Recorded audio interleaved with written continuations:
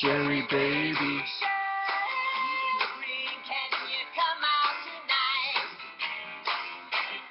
Don't you go now?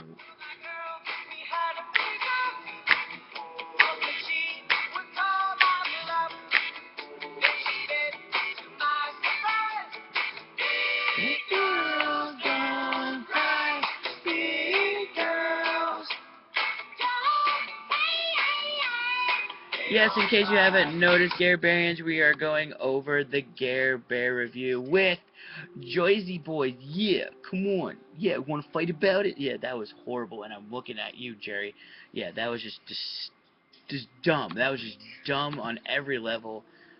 But yes, we're going to go over Jersey Boys, and it is your typical Jersey movie with the accents and the mobsters, if you will. It definitely has that cast as well. It's just a chunk full of Italians, basically. And you gotta give it up to the cast, though. I mean, if that was their actual voices, I know the guy who plays Frankie Valli, John Lloyd Young. That's actually his own voice because I've actually seen him on Broadway. He actually does play Frankie Valli on Broadway and in the movie, which is kind of cool. He only played the first few shows, you know, like when it was like first starting out. It was actually pretty cool. And then you have Vincent Piazza. Then you have Steve Sharipita. I don't even know if I'm pronouncing that right. But you guys know him from Sopranos. Johnny Caranzano. Michael Lombinetta. I don't even know. I am probably butchering every single one. Can't believe I almost said butchering. That was just weird. And then you have Christopher Walken coming in as Jeb DiCarlo, which is just awesome. He was very funny, and his character was just like really awkward in this. But it was a very good movie. It was actually it was spectacular actually. For those who don't know, it's actually done by Clint Eastwood. He directed it, and I don't know if he didn't write it. I know he didn't do that, but I know he directed it. He took it from the screenplay from the show, which the show took from the book, which the book came from the author who wrote, who actually experienced it. You know, it just trickles down to being a movie, which is just genius. And then it goes to probably one of the greatest soundtracks. Broadway or the movie version, it does not matter. They're both amazing soundtracks. In case you actually haven't seen the soundtrack already, you gotta check this out. It's actually amazing. You know, from Big Girls Don't Cry, Ragdoll. You know, I didn't really. I sort of grew up with this music. It was actually a little bit before my time. But I ended up listening to it as a kid and loving it as an adult. Because my parents listened to it and they lived through it.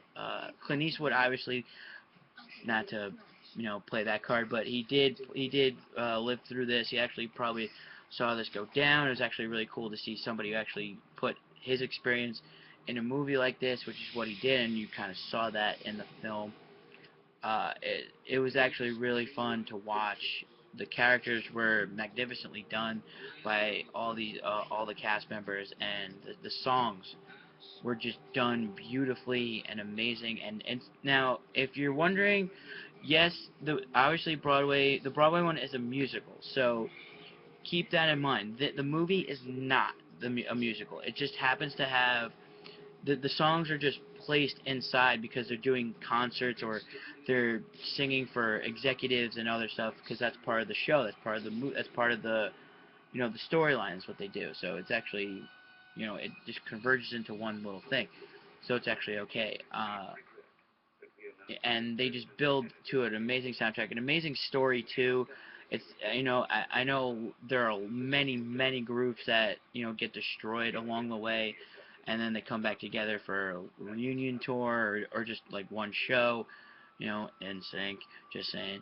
Backstreet Boys, just saying. Spice Girls, again, just saying. They don't tend to be friends after, or at least back in that. I mean, this is Jersey. Keep in mind, it's very hard to be friends in this generation of Jersey in 1960s Jersey.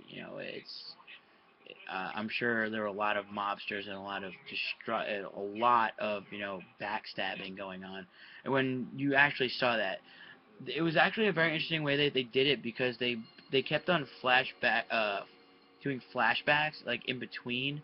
Like they'll have a flashback in the middle, and then in the beginning, and then continue on with the story, and then they'll flash back to the end, and then they'll flash back to the beginning. It was actually very confusing at some points, but it was fine. It worked.